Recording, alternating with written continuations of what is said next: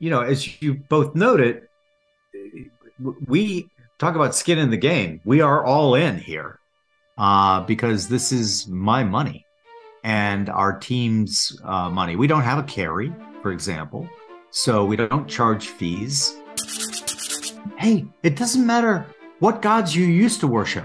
It doesn't matter what color you are. It doesn't matter what village you were born in. You get to worship the one true God. And he did a great salesman. I mean, amazing, really. But memes are fascinating to me because they tend to bypass the prefrontal cortex and they tend to get more into the emotional side of our mind. It's always my fault. If it's my company and something goes wrong, it doesn't matter if it's one of my employees who was the one who screwed things up. At the end of the day, it's my fault.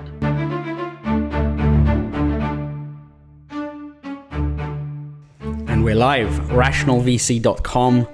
Iman, how are you feeling today? I am very excited, not least because we've got a great guest, but also today I squatted 200 kilos, so I'm feeling very, very, very positive, happy, powerful, and ready to get into a good conversation. Wow, impressive, Iman. Wow, that's... I guess, okay, I've been one-upped permanently before I even get to say anything. He's channeling his inner Talebian. So, I mean, guest today, I mean, he's already introduced himself. The voice is familiar to many. I'll give a quick overview. I mean, legend is an overused term nowadays, but when you want to talk about resumes, I don't think we'll have enough time to go through all the achievements, but I'll give just a couple of very quick highlights. So, Jim O'Shaughnessy, as many of you know. If you don't know, then you better get to know. Jim O'Shaughnessy, founder of O'Shaughnessy Asset Management, which he sold to Franklin Templeton. It was an acquisition. Author of several OG Wall Street books. And of course, Iman and I come from finance backgrounds. So before we got into the whole tech VC game, so this is all, it's kind of like all worlds colliding today. So some of the books, Invest Like the Best and What Works on Wall Street, among others. And more recently, actually launched O'Shaughnessy Ventures, OSV. The domain is osv.llc. And host of the Infinite Loops podcast, my favorite podcast, the GIF King, the King of Curiosity, none other than Jim O'Shaughnessy. Jim, welcome to the show. Well, thank you. I'm reminded of Mark Twain was listening to somebody give him a very glowing introduction. And Twain got up and he goes, well, that was such a great introduction. I could hardly wait to get up and hear myself talk. So I'm sure that I will disappoint horribly everyone. Kindly lower your expectations. Gotcha. So you came across, I mean, it's pretty interesting. We were talking before we got on and we started recording how so managing director at OSV, Chris, reached out to us because you kind of quote tweeted an essay that I had published, my angel investing essay, which when I saw, I was like, Iman, look, like Jim's, read the content. And then Chris, managing director at your venture firm, reached out to us, said, let's get on a call because he saw that you'd quote tweeted it, had a call with Chris, been sharing some deal flow with him. I won't announce the company that you guys have invested in because it's not been publicly announced yet. We'll probably tweet about it when it happens, but very close friends of ours you guys have invested in. One of your investments, you've been very active, and our friends found us through another essay I wrote.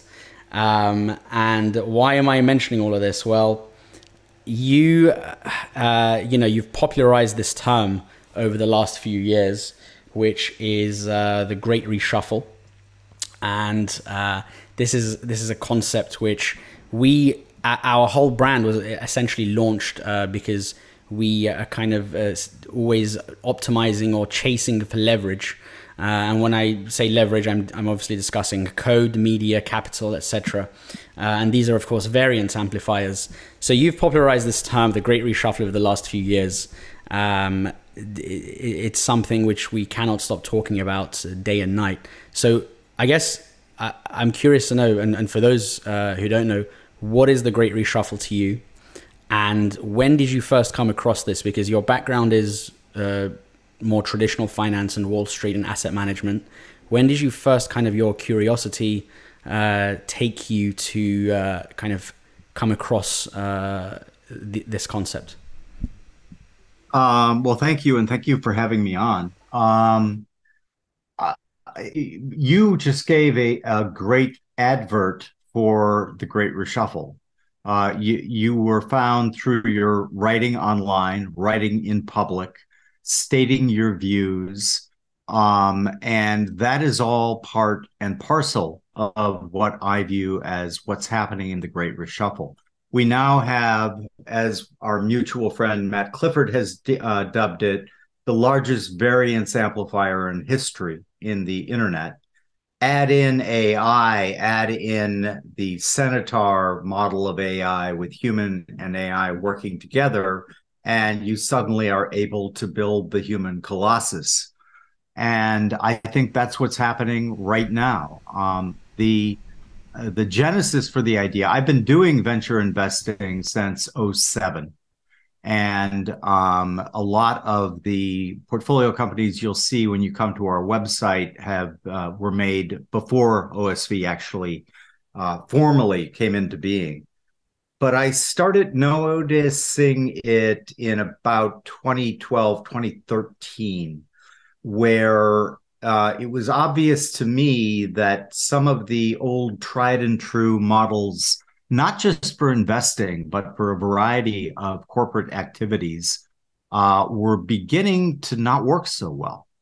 An example would be the standard corporate tease that you hear from PR flacks talking. It's almost always in the passive voice. It was decided. It was always ambiguous and difficult to parse what they're actually saying. And it dawned on me that in the era of one-to-one communication ability, that wasn't going to fly anymore. We are deficient in many respects, certainly one of them being self-awareness, but we are pretty good at seeing bullshit when we see it. And that type of presentation style, in my opinion, wasn't going to work anymore. And the Great Reshuffle, in a nutshell, is all of the old models are collapsing. The model for VC, the model for corporate governance, the model for communicating with the public and with potential investors or partners. And in its place is emerging something I find far more exciting, and that is the emergence of what I've taken to calling loose networks. Used to be that if you were in London, or let's make you even further afield, you're in a village in India, there's no way for me and you to get to know one another. That's gone. Time, space, and geography have collapsed.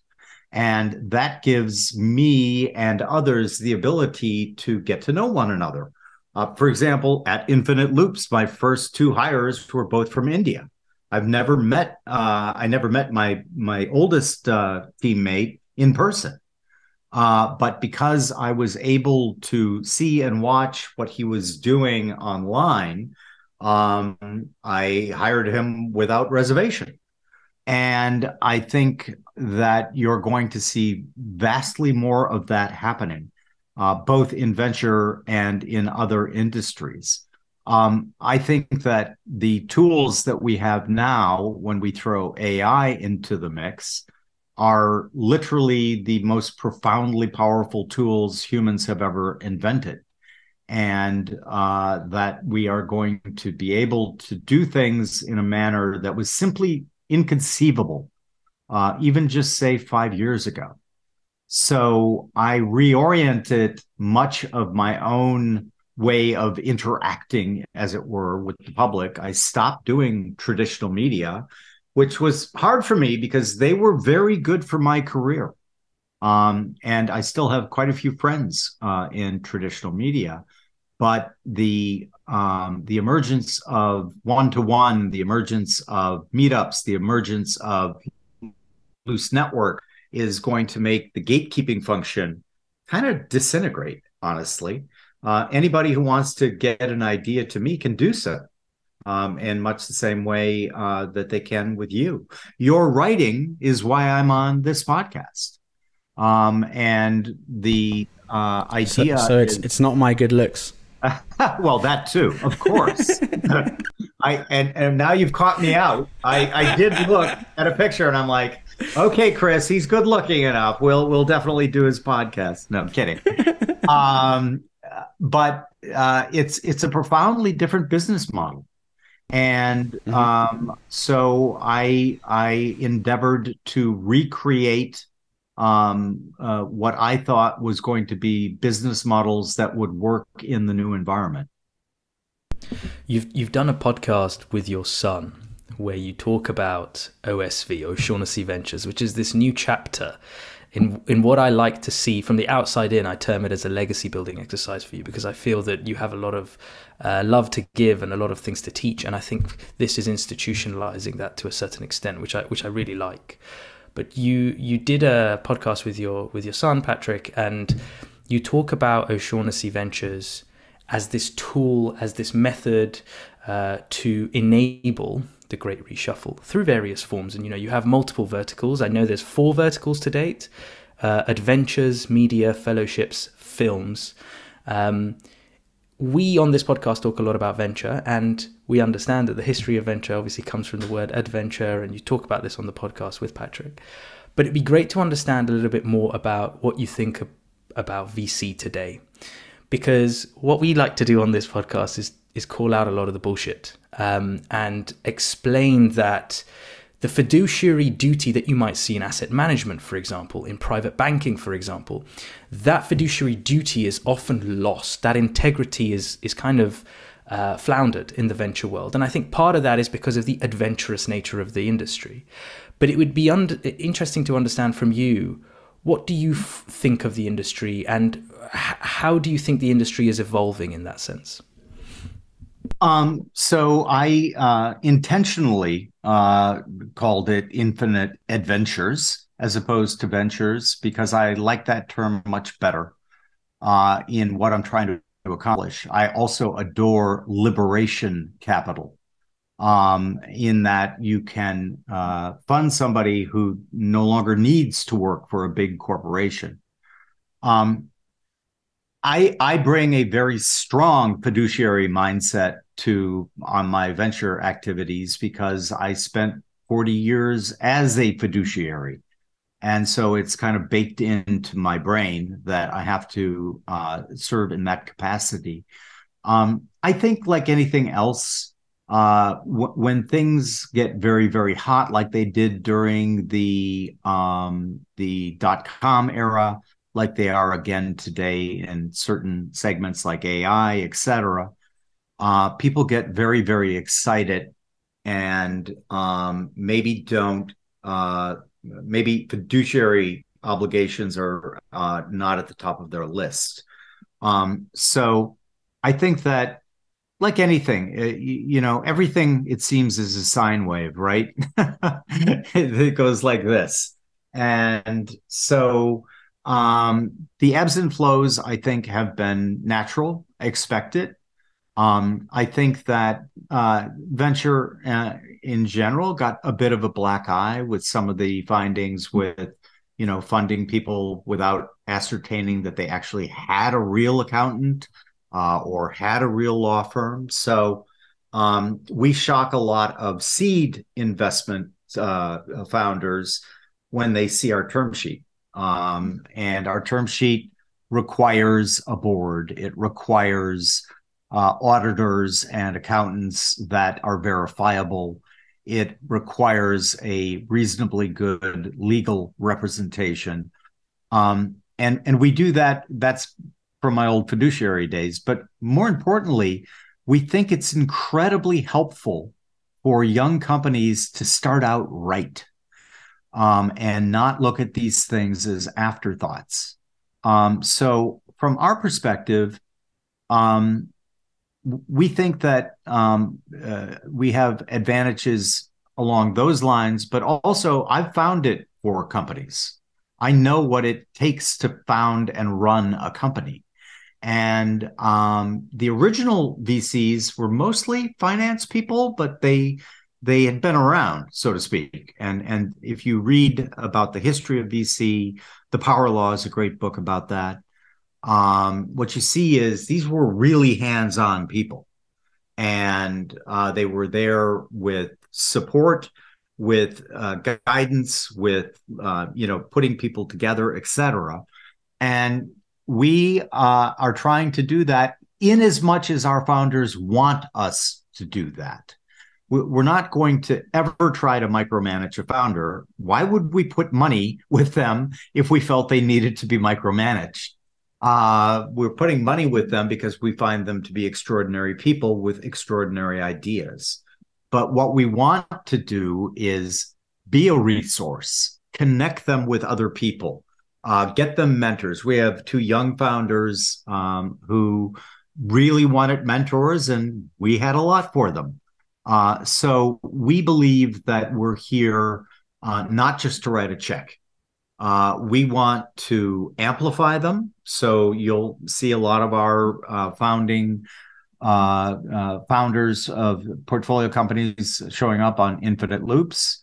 I always say, hey, talk in my book, but I find this interesting. And so we also want to be able to give them support in, business models, in a variety of things. And we also have one final advantage that is becoming much more clear to me as I interact in the ecosystem. We don't have LPs. And so when I get, or my team gets, conviction around something, we can act very, very quickly. And we also don't have to mollify and or come up with a list of seemingly rational sounding reasons for why we're doing a particular investment. We'll be quite honest why we're investing in something. And obviously, as an ex-quant who built algorithmic models, that plays a part in it. But I think that it's a great time to be investing for everybody. I think that we are incredibly lucky to be alive at this juncture of innovation. So my beef with the venture industry generally is, my belief is that most of it has been a Ponzi scheme, in the sense that it's people living off of, it's essentially being a glorified middleman, living off management fees and having no skin in the game, investing in companies with funds that are not your own, etc. So and a couple of things you've touched on, which already makes OSV my favorite venture firm. One, which I was already aware of, which is you have no LPs, as you just touched on. This is incredibly important because, we have a going joke on this show where we say, every time you mention skin in the game, take a shot. But that is the epitome of skin in the game, because you have essentially, you have no LPs, as you said. And therefore, the investments you're making, you answer to yourself and OSV only as a collective team. And I think the incentives, the way that they are set up for you, it's the optimal way, and in my view, the only way to do venture investing. So I think that's brilliant. And then the second thing to touch on, the not micromanaging teams, but being a resource. So what we see in venture is people either invest and they have nothing to do with the company. Founders complain to us saying this big shot VC invested, promised the world, and nothing happened since. Or it's the opposite, which is they're so on your case and micromanaging that it defeats the point of why would I take capital from you? The opportunity cost of the mental energy I have to deal with managing you. So your approach at OSV is very actually Berkshire-esque in, we want to invest in companies where they can operate by themselves. But of course, you add the cherry on the cake, which is because it's the VC game. You have all these resources and contacts and guidance that you can provide. So I think it's brilliant. Something I want to touch on is in the public markets with the experience that you have. You'd use a lot of, let's say, models and financial statements and numbers, essentially a lot of Excel. Whereas in early stage venture, you're mostly betting on the people, especially at pre-seed and seed stage. So besides the people, how have you been assessing the investments you've been making at OSV so far? And how do you distinguish between the quote unquote contrarians and cranks, as Matt Clifford says? Does this go back to the proof of work model for you? It does. As a reminder, we've been doing venture investing since '07. So not our first rodeo. And one of the things that I instantly realized is that all of my algorithmic models for public securities were going to be mostly useless, but not entirely useless. Because if we go back to the Great Reshuffle, we have a thesis about what is unfolding and the way it will unfold. And, one of the exercises that I used to do, and I still do to a certain extent, is I'm a big fan of reading and history and everything. And Peter Drucker has a wonderful book called Adventures of a Bystander. And I think it's his best book. I think it's much better than his management books, because it's about all the colorful people he met in his life. One of the stories in there is about a fellow by the name of Ernest Friedberg, who ran a merchant bank in London in the 30s. And that I really was taken by that story because the way that they managed money for wealthy families during that era was very different than money is managed today. And so I just started thinking, with all the tech coming online, we're going to be able to make everyone like a rich person in old Blighty, circa 1930. What does that imply? Well, it implies everyone's going to have multiple homes, Airbnb. It implies everyone's going to have a chauffeur, Uber. It implies everyone is going to have a portfolio managed to their specific needs and wants. Canvas, which was the customized software that we built at OSAM, that Franklin Templeton bought the company for. And so I continue to do this exercise. What would happen if, right? So if suddenly a very creative person who can't draw suddenly can make beautiful pieces of art?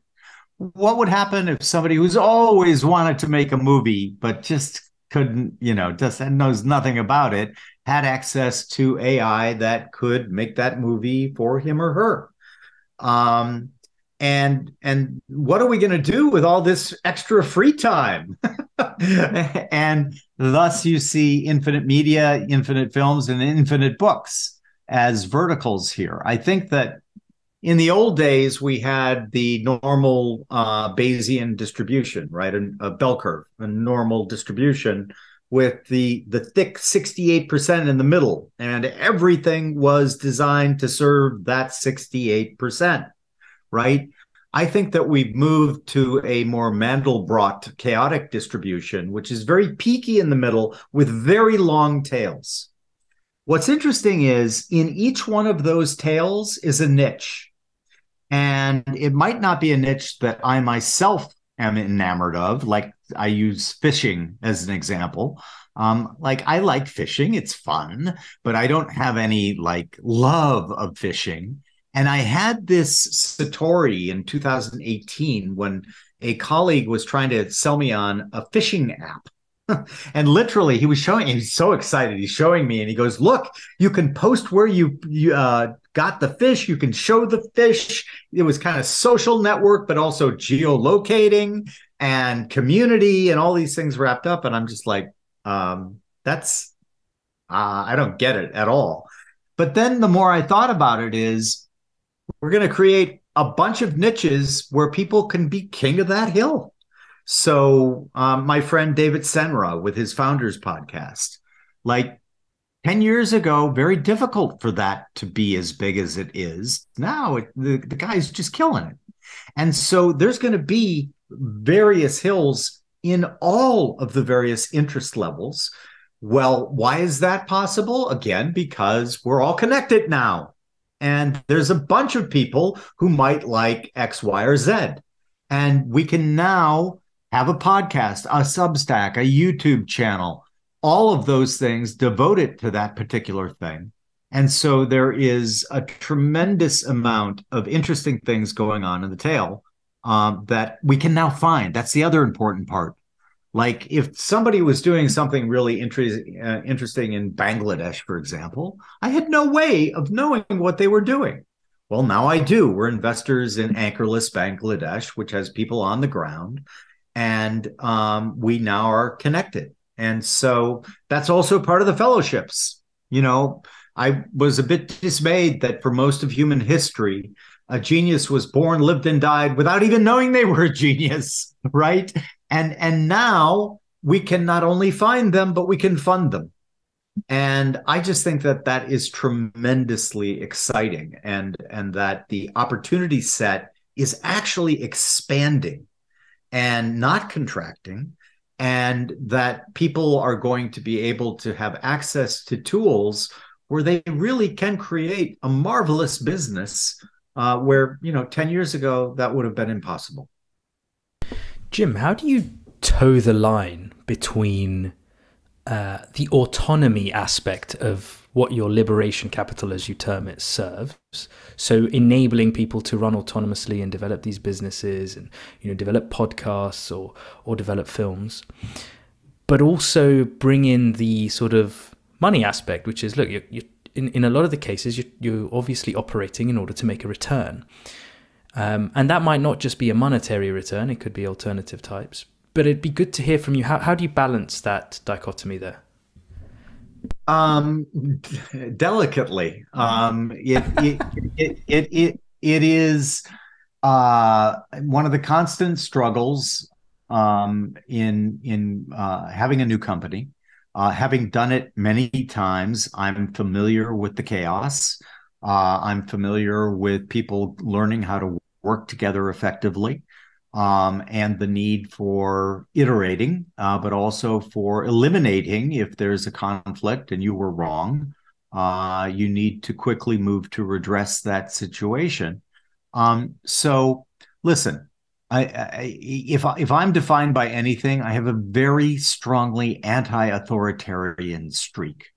I think that people who are A players should be allowed to be A players.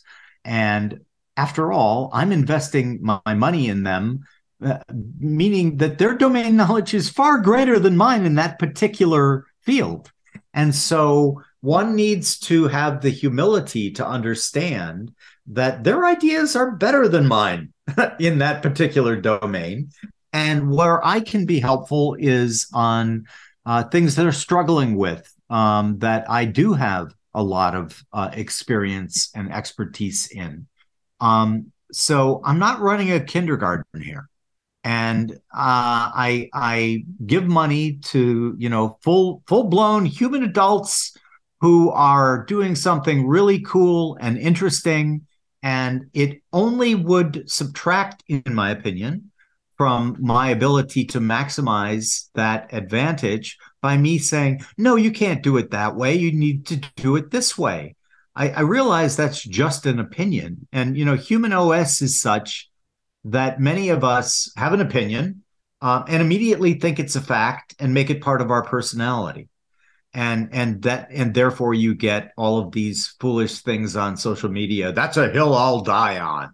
I much prefer the General George S. Patton method of saying, no, no, no, no. Make the other poor dumb bastard die on his hill.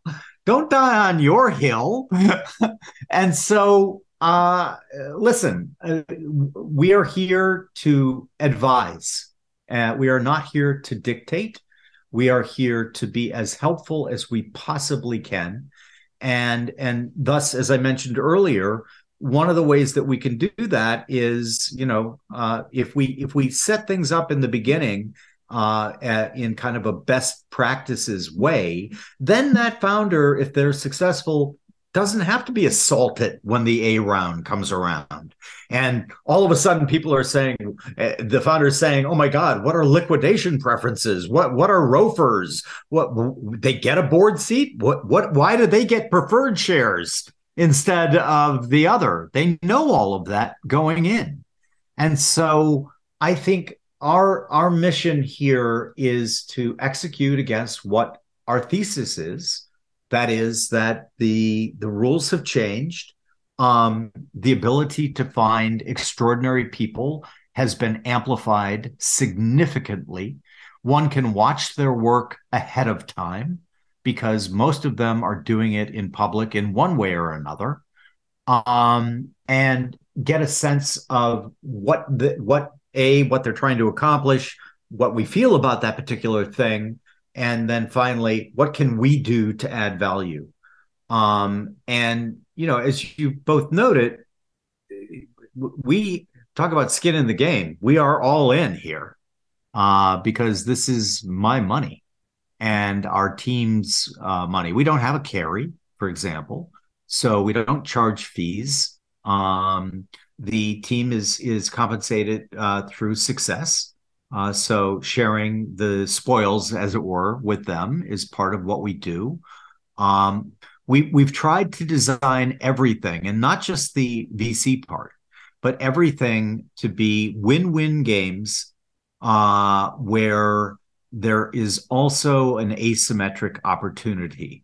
What is a win-win game? A win-win game is where both OSV, but also our founders win, right? And we design the way we make the investments, et cetera, with that in mind. So, for example, I have been pitched certain type companies, like the easiest example would be payday loan companies. They're ridiculously profitable. I would never invest in one because I think they're predatory. And I think that they are zero sum, even negative sum games. And concurrent with that, though, is my hypothesis that we are moving from an era of scarcity to an era of abundance. And the rules of abundance are very, very different than the rules of scarcity. We no longer have to say, "I have this and it's mine and I win and you lose." It doesn't work that way anymore. Everyone can win together. And so even the non-VC projects, for example, with the film, everyone who works on our first film is going to own a piece of that film. And if I am successful in monetizing that film, they're going to see a financial return. But they're also going to win in that Hollywood is still run like a medieval guild. And, to get your Screen Actor Guild card, you have to have already appeared in 3 movies, like Chicken Egg Problem. And we can solve that by giving people who might not have the opportunity, let's say a person who's just graduated from NYU Film, 24 years old, he or she probably isn't going to get an opportunity to direct or do a screenplay for a movie. Now they will.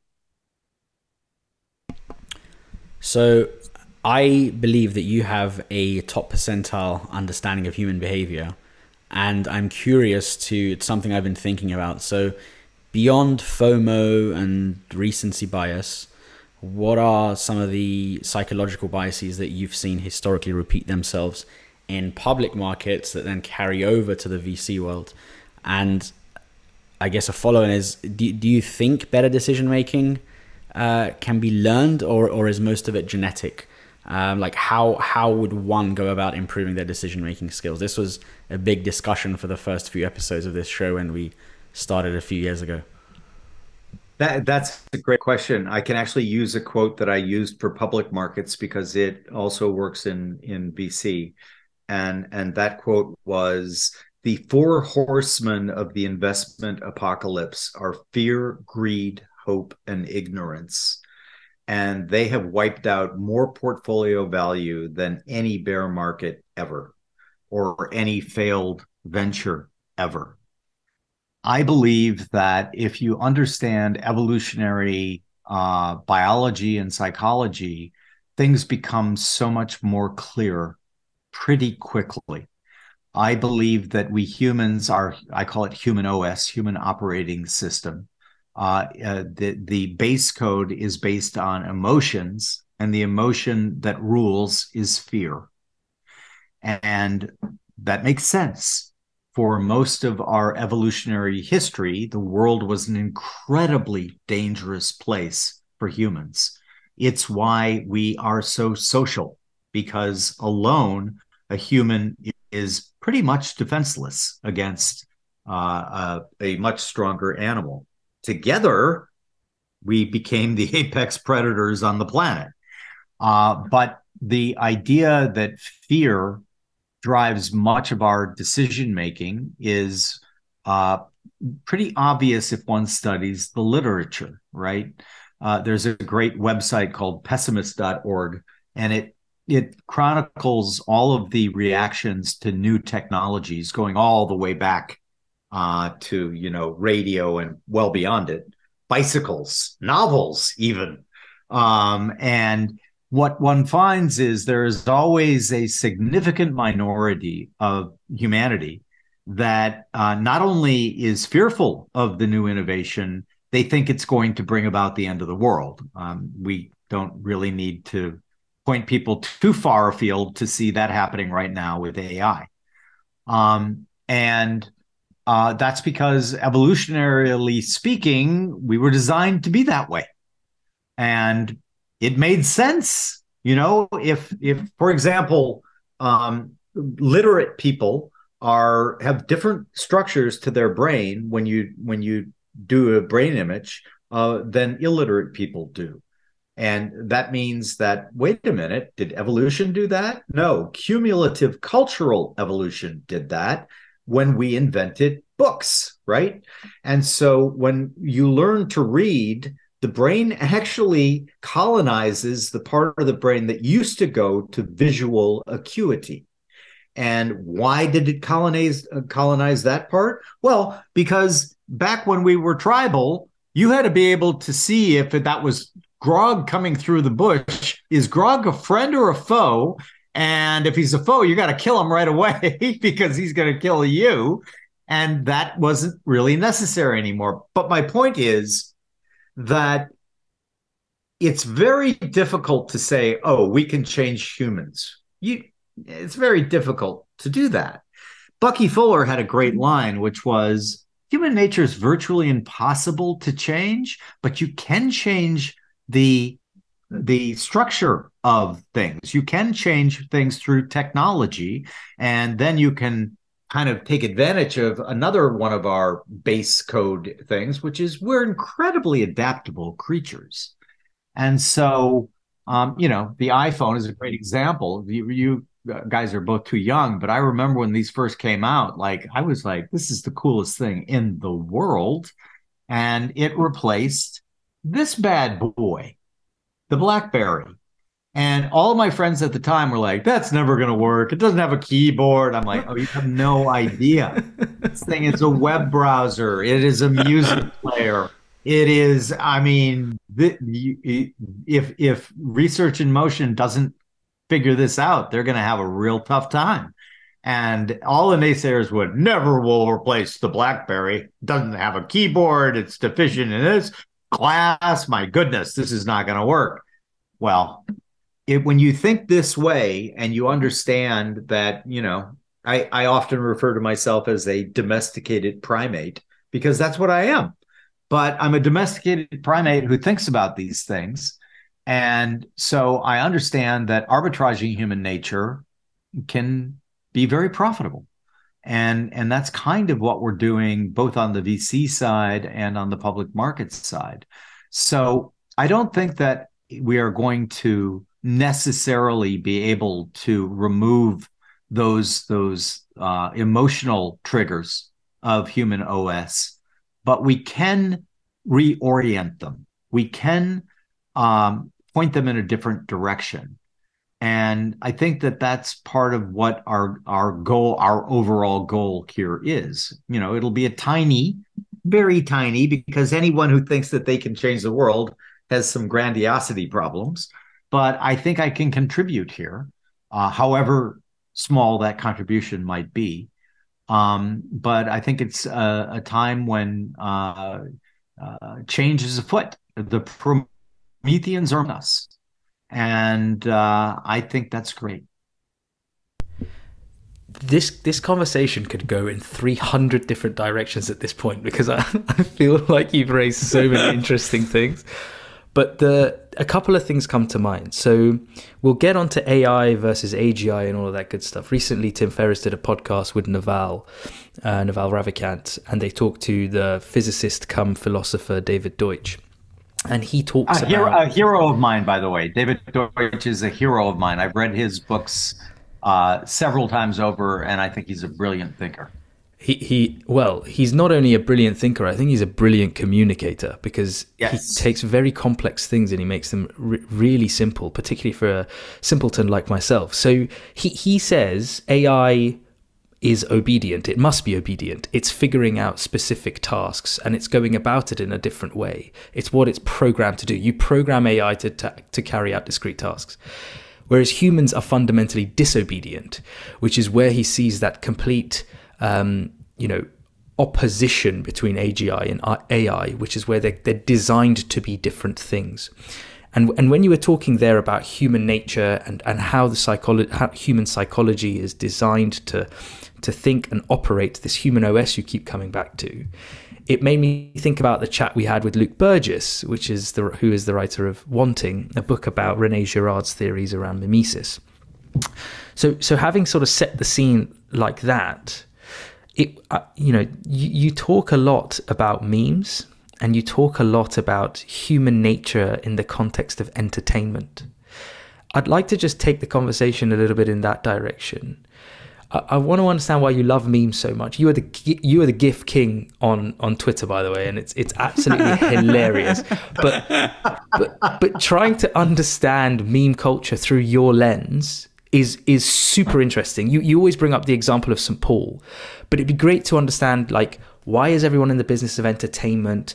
What does meme culture represent? Why is it important?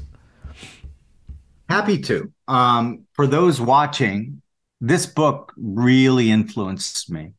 It's a book called Unflattening. And if you look at it, it's beautifully done. It's a graphic novel. And the author is making the point that we are now moving into a communication methodology that is not just words, that is images, words, movement, music, a variety of ways of communicating an idea. Memes in the classic Dawkins sense are ideas that go viral. And that's why I always talk about St. Paul. He was a brilliant marketer. There's just no other way of putting it. If you study him, what you see is he was the first to say, hey, it doesn't matter what gods you used to worship. It doesn't matter what color you are. It doesn't matter what village you were born in. You get to worship the one true God. And he did a great salesman. I mean, amazing, really. But memes are fascinating to me because they tend to bypass the prefrontal cortex, and they tend to get more into the emotional side of our mind. And so that makes them very powerful. And one of the things that they do is, the old saying, a picture is worth 1,000 words. Well, that's true. And the way that they fit into human OS is, listen, we want to be entertained.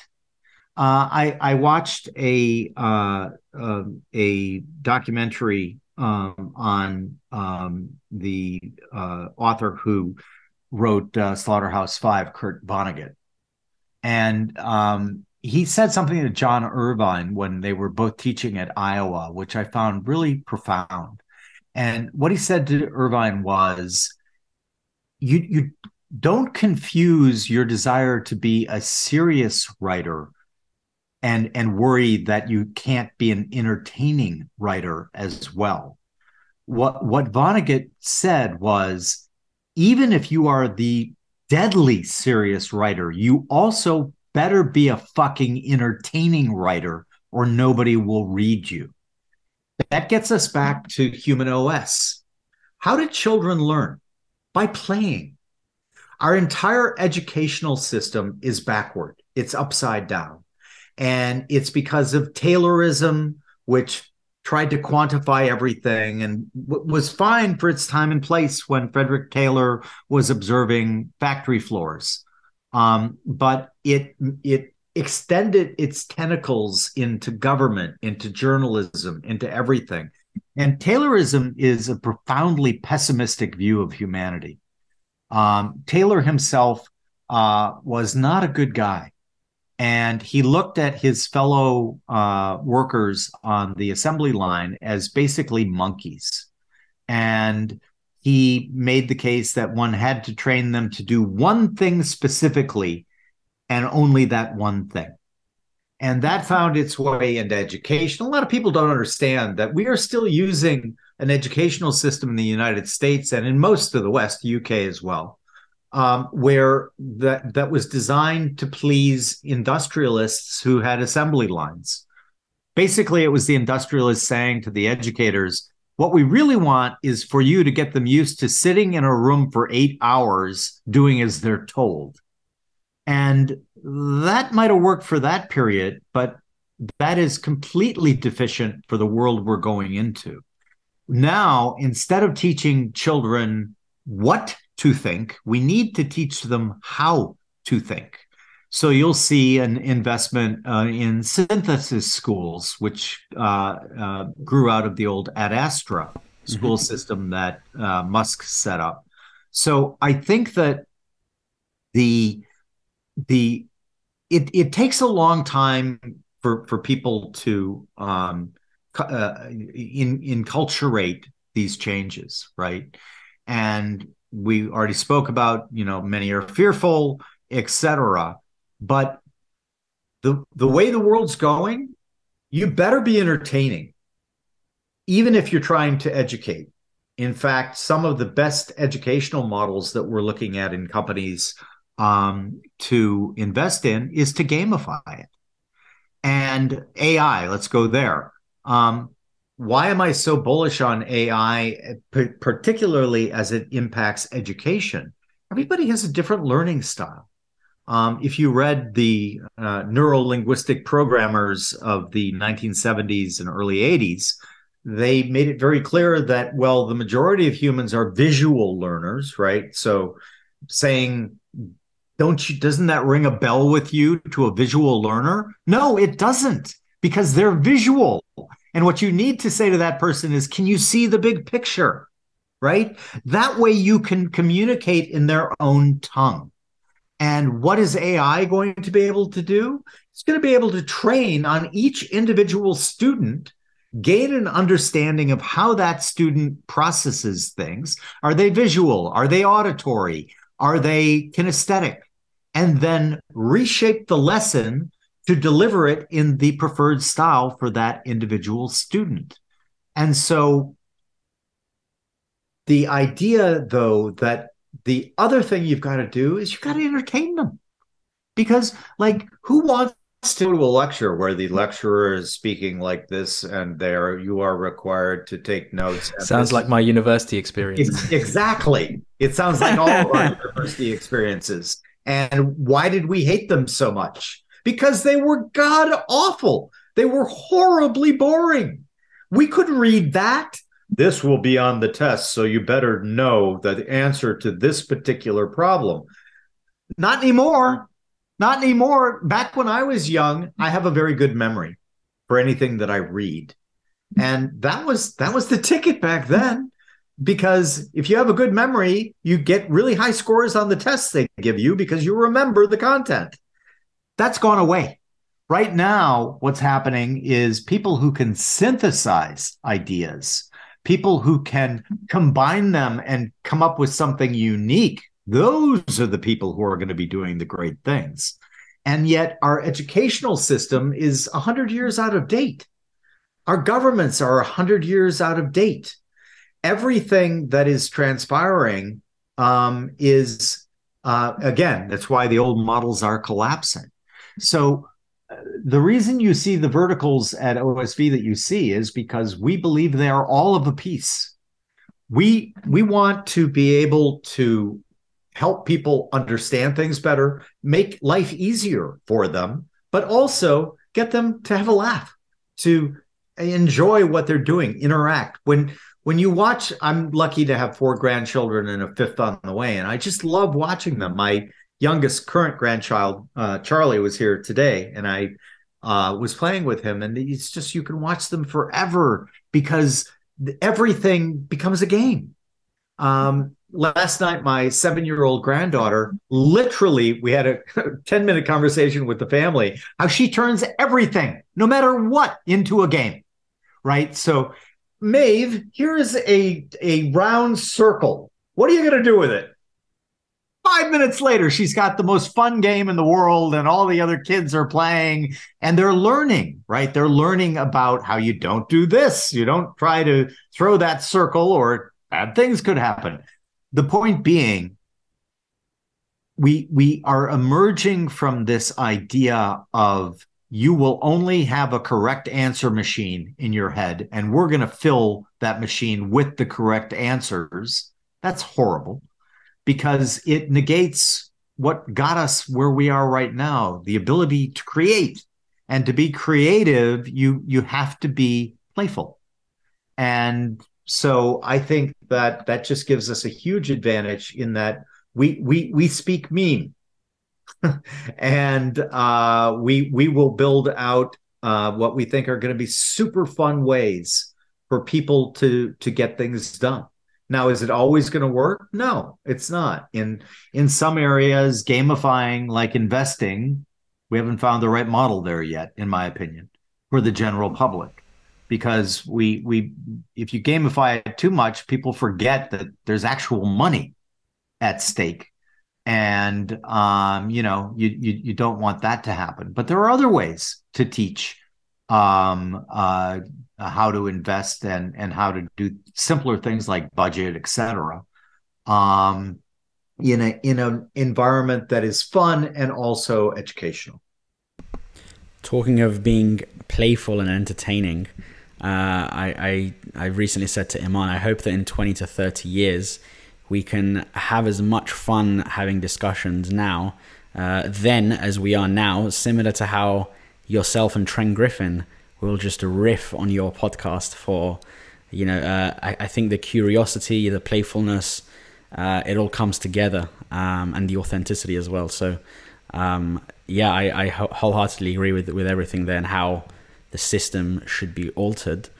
I guess shifting gears, you have dealt, especially in the asset management days, you've dealt with many, you could call wealthy individuals, and we've all read the Morgan Housells of the world who talk about their experience of observing such people or that class. What can you tell us from first-hand experience about what you've learned observing those people? Because there's this whole note, we always have this discussion of there are a few camps. There's of course the camps of no amount is ever enough. There's the camp of the Talebs who are, let's obtain some FU wealth and have fun and do whatever we want. And then there are the Paul Millards of the world. This is absurd to me how, for example, I consume a lot of content, and I was aware of Paul Millard maybe 3 years ago. I have a mutual friend with him, Imran, and when I saw Paul Millard, you were interacting with him and he was on your show, it just blows my mind how curious you are, and you keep your ears to the streets, as they say. So there's all these different camps, and then the Morgan households, you have all these little pockets of how people give their opinions on wealth. What have you learned, given the amount of people and number of people you've dealt with and the different classes of people, I suppose? That's a big one. I tried to hire Morgan Housel before anyone knew who he was. Wow. And he was very smart in saying no to me. He's a great writer, and he understands that the way to get people to really resonate with people is to tell them stories. It's something, I was pure quant during my public market days, but when I would give speeches, I would always begin, I am going to tell you stories about why you shouldn't pay attention to stories when making investments. Everything again, back to human OS, we run on stories, and it's the gasoline for the engine of our mind. And so, what can I say about very wealthy people? So, one thing I'll say is I can count on maybe both hands the amount of clients that I had who said to me, I did this because I wanted to get rich. Almost all of the clients who became quite wealthy did not set out with that as their primary objective. They were obsessed about whatever thing X that made them wealthy was, right? So they were obsessed about building a better car. They were obsessed about building a better retail experience. They were obsessed about X, right? So it was almost always, at least in my N equals one, in interacting with these people, it was always the thing over here that obsessed them, that they just could not stop learning about, figuring out, experimenting with, etc. Ralph Lauren, a great example. He lives here in Greenwich, and I don't know him personally, but I've run into him several times. And he was just obsessed about clothes. He didn't care about money at all. And so that's a big one. The meme, back to memes, right? Start up, cash out, bro down, right? That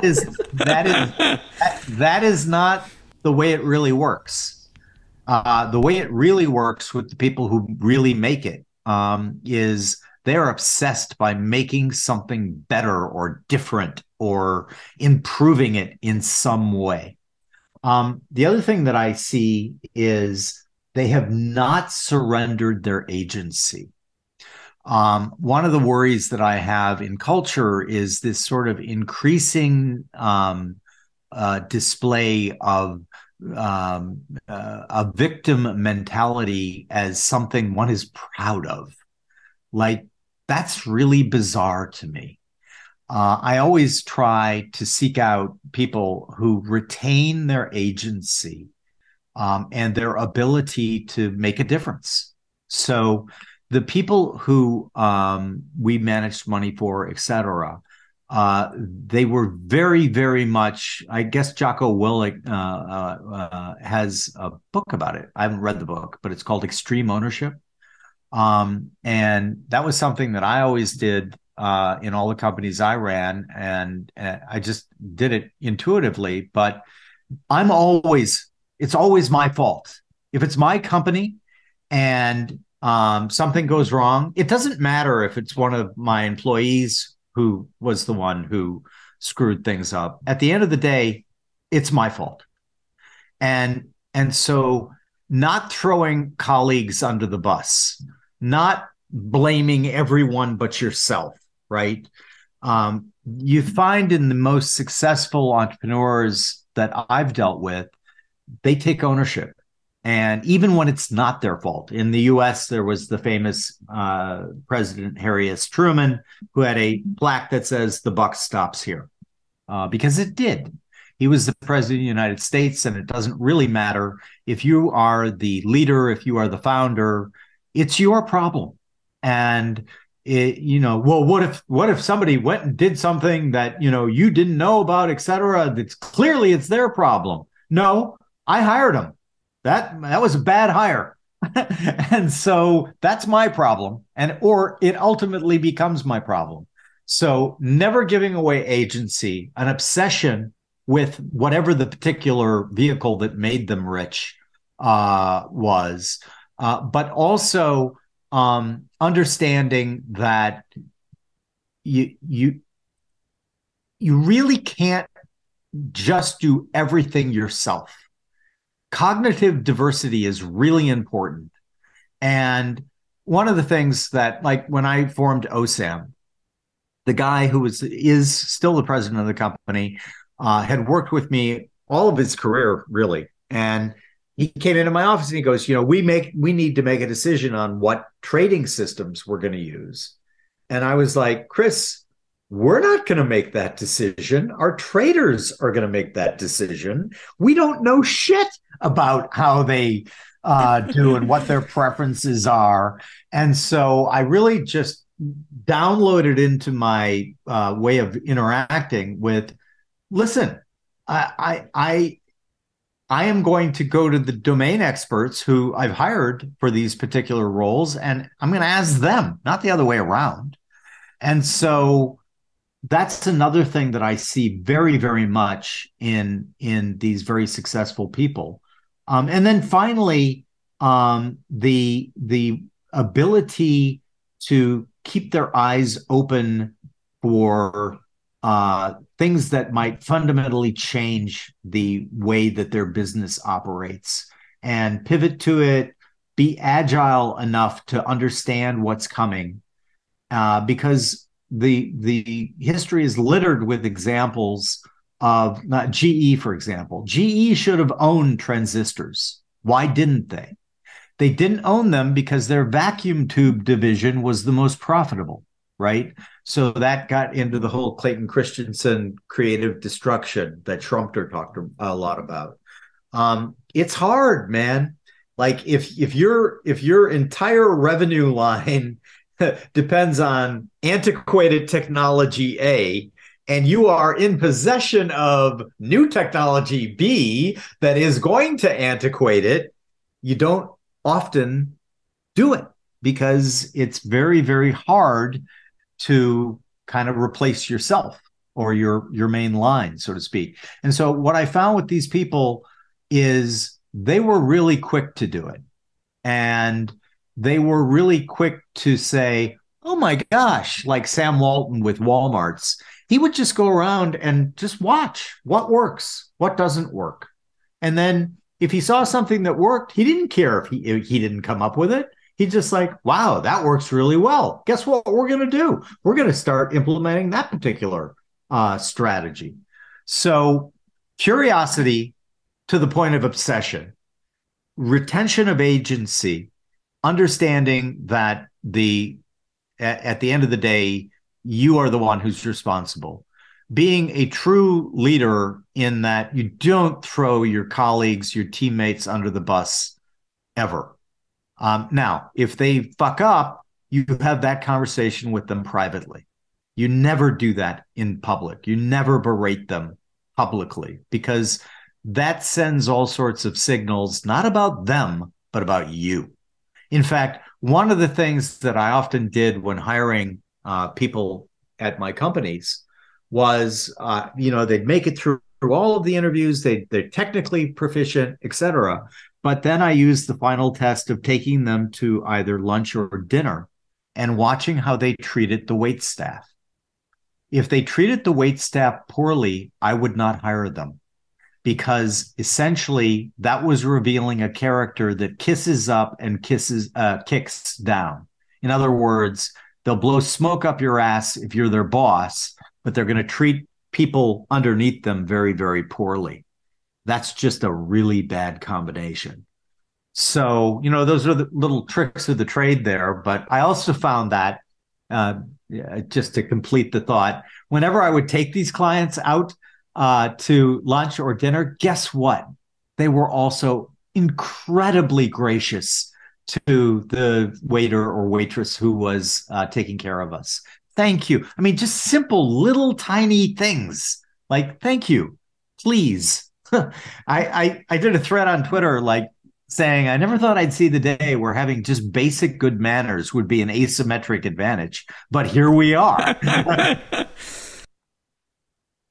Okay, so I mean, we could take this in a million different directions again, Jim. So thank you for bringing such a varied and curious mind to our podcast. As we begin to wrap up, I want to pick up on one question, which I'm not sure in all the research and all the listening to your different Infinite Loop podcasts and listening to where you've gone on other people's podcasts, I rarely hear you talk about this, because I feel that you're very much a guy who knows what the future's going to hold, and you're very you believe what you believe, but equally you're so open to alternative views. So it'd be interesting to get a sort of semi-baked, even if it is, view on this. What is the legacy you want to leave behind? What do you want to be known for, or who do you want to be known as? And why are you building the ventures that you have? So, you had OSAM and now you have OSV. There has to be a drive, something that's driving you to want to do this. What is that? Wow. Boy, that's a hell of a question. So I think that once we find our purpose in life, life gets a lot easier. And I think my purpose in life is to be useful, as pedestrian as that might sound. I think that I can be very useful in contributing to both the conversation, but also the outcome. Like, I don't get worked up about things where my personal action can't affect the outcome of that thing. So in that respect, I'm sort of a blend of Taoism and Stoicism.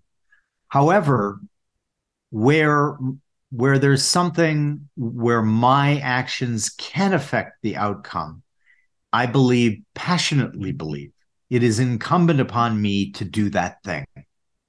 And so I view that as being useful, and in contributing to the conversation about what would be kind of the best direction for society to take as a whole. That's a big topic, right? And so I try to limit myself to areas where I do have some domain knowledge, I do have some ability to affect outcomes. And so I want to be useful. I want to impact society positively, but let's be really careful. I don't want to say, oh, look at how, I am this wonderful creature. That's bullshit. And when I hear people say, I'm doing this for the good of humanity, I just say, fuck you, man. You are lying through your teeth. And that is a signal. With me, listen, why am I doing this? Because I would be painfully bored, like golfing or like watching TV or, doing things that are really low value activities. But at the end of the day, I'm doing this because I love doing it. And so, that's selfish in a certain way. Right. I love doing this. I love like saying, here's my thesis. And guess what? I'm going to prove my thesis is right by either investing or the fellowships, for example. People like my lawyers were aghast. They were like, wait, you're just going to give them the money? You're not going to make requirements? And you're not going to like do all of these things? I'm like, where's the fun in that? Right? It's like everybody wants to have their thumb on somebody else. I don't want my thumb on anyone else. I want to be able to contribute, be useful, and ultimately, hopefully, when I shuffle off this mortal coil, leave it even if it's just 0.0000001% better, then I'm a happy camper. What a wonderful way to end. I just want to, we could talk for hours, if not days or weeks. So we'd have to, when we are on the East Coast, probably do a part 2 at some point. So, and we'll take we'll take you for some Persian food as well. But Persian food. I just want to, I guess, thank you for the wisdom and knowledge that you put out online, and what you are doing for the VC industry. It's a breath of fresh air in an industry which we always are sort of complaining about, Iman and I. And with the longevity science that is around nowadays, we hope to see at least another 100 years of your curiosity and skin in the game. So, this has been a blast. Thank you. I've had a lot of fun myself. I'll give you one last thing, Please. which is it is helpful in your own thinking if you try to concentrate on things to root for as opposed to root against. Because boy, we can all find a bunch of stuff to root against. Uh, the bleachers on the rooting for side are underpopulated, and so I always try to look for the things where through my activities and my efforts and my investments that I can kind of draw attention to those things that I think are really cool to root for. It's the rational optimist, ladies and gents, Jim O'Shaughnessy. Thanks so much.